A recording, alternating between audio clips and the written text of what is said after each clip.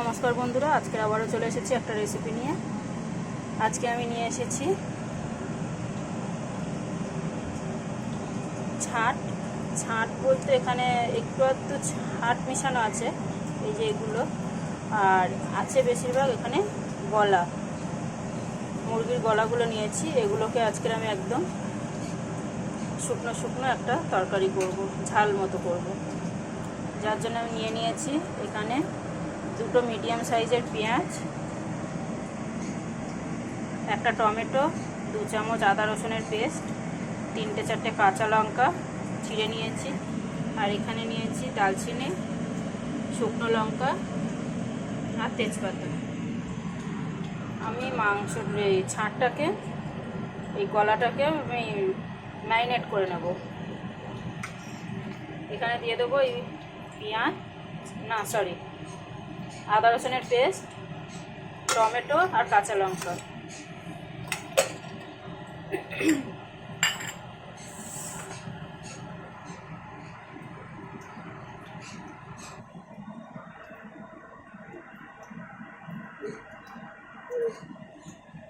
হলুদ গুঁড়ো,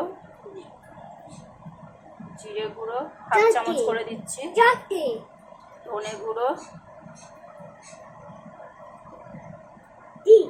গুঁড়ো লঙ্কা,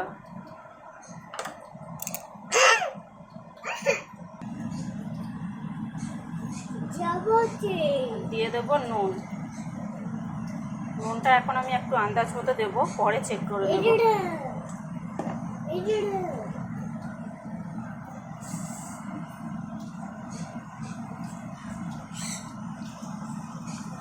এগুলোকে ভালো করে মিক্স করে নেব।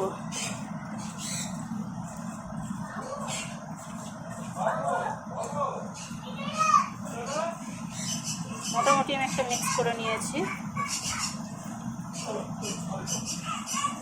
আমি ওদিকে কড়াই বসিয়ে দিয়েছি, কড়াইও গরম হয়ে গেছে। এবার চলে যাব কড়াইতে।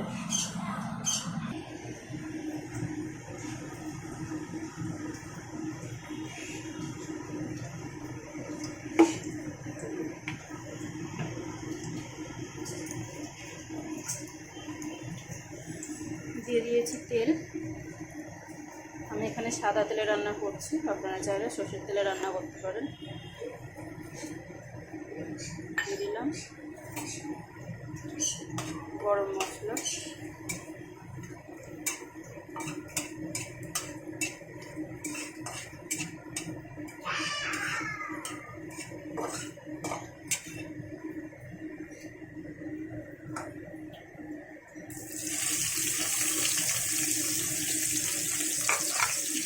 পেঁয়াজটাকে আমি লাল লাল করে ভেজে নেব।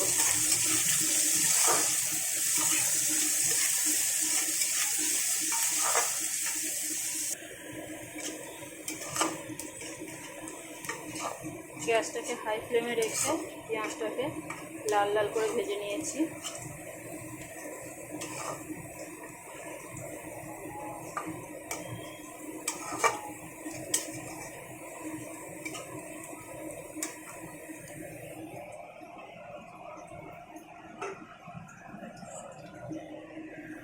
এখন আমি এখানে দিয়ে দেবো এই গলাগুলোকে ম্যারিনেট করে রেখেছিলাম, সেগুলো দিয়ে দিলাম। এবার খুব সুন্দর করে মিক্স করে নেবো, নেড়ে নেব। পেঁয়াজ ভাজার সময় কিন্তু আমি কোনো নুন টুন দিই, একদমই ছিটে ছিটে ভেজে। যা মশলা দেবার আমি অলরেডি মাংসগুলোর মধ্যে দিয়ে দিয়েছি।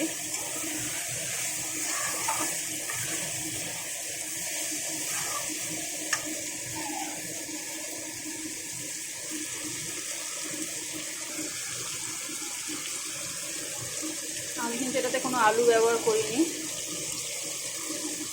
আপনারা চাইলে এতে আলু ব্যবহার করতে পারেন। আমি এখানে দিয়ে দিলাম একটু গরম মশলা, দিয়ে এবার এটাকে খুব সুন্দরভাবে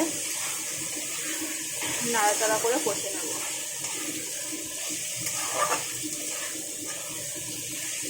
2 মিনিট আমি এইভাবে নাড়াচাড়া করে নেব, তারপরে এটাকে ঢাকা দিয়ে দিয়ে কষিয়ে নেব।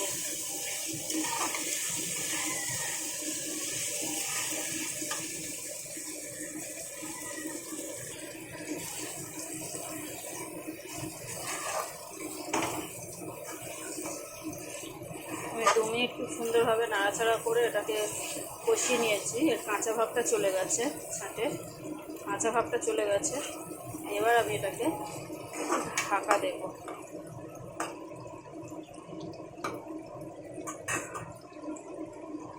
দুই থেকে 3 মিনিট ঢাকা দিয়ে এটাকে কষে নেব।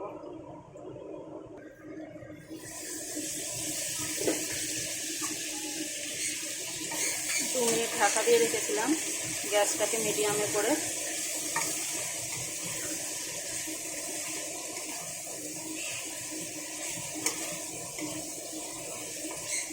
এখন তরকারিটায় কতটা তেল ছেড়ে দিয়েছে, মোটামুটি কষা হয়ে গেছে আমার।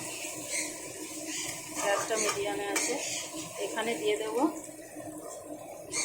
এই থালাটা ধুয়ে একটু জল দিয়ে দেবো, একদম সামান্য, খুব বেশি জল দেব না।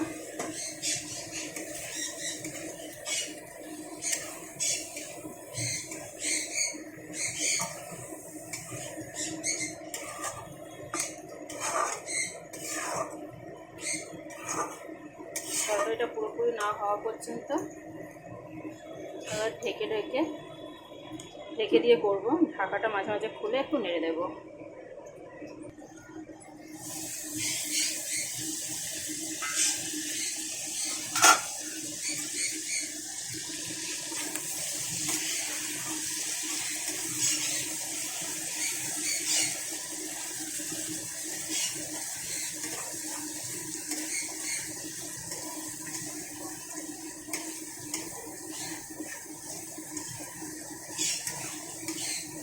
মাঝে দু একবার খুলে নেড়ে দিয়েছি। এবার আমার রান্নাটা পুরোপুরি কমপ্লিট হয়ে গেছে। এখানে আমি এবার একটু দেব একটুখানি চিনি আর একটুখানি কস্তুরি মেথি। কস্তুরি মেথিটা দিলে যেমন গন্ধ আর টেস্ট পুরোটাই চেঞ্জ হয়ে যায়, আর এতে তো দুর্দান্ত লাগে। আমার রান্না পুরোপুরি কমপ্লিট। একদম সাধারণভাবে আমি রান্নাগুলো করি, আমার সব রান্নাই প্রায়।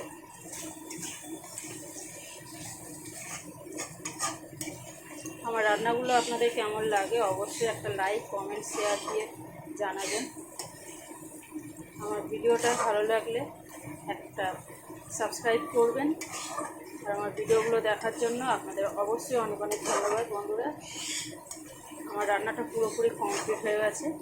একদম এরকম শুকনো শুকনো হবে, কতটা তেল বেরিয়েছে দেখতে পাচ্ছেন। আমাদের কোনো ঝোল নেই, কোনো আলু নেই। এটা একটুখানি হলে এক থালা ভাত খেয়ে নিতে পারবে।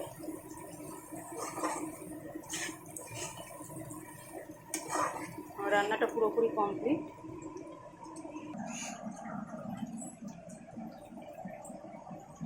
আমি তরকারি নামিয়ে নিয়েছি, দেখতেই পাচ্ছেন কত সুন্দর দেখতে হয়েছে। খেতেও এর থেকে বেশি সুন্দর লাগে। তাহলে বন্ধুরা আজ তাহলে আসি, অবশ্যই একটা লাইক, কমেন্ট, শেয়ার দেবেন। ধন্যবাদ বন্ধুরা, টাটা।